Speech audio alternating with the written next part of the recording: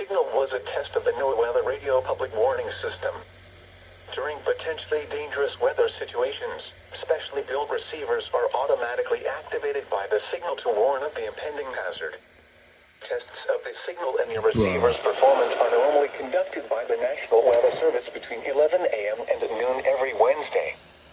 If there is a threat of severe weather, the test will be postponed to the next available good weather day. Reception of this broadcast, and especially the warning alarm, will vary at any given location. This variability, normally more noticeable at greater distances from the transmitter, can occur even though you are using a good quality receiver in good working order.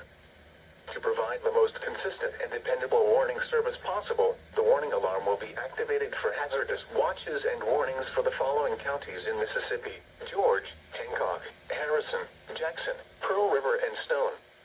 The Gulfport NOAA weather radio system is equipped with an additional service called SAME.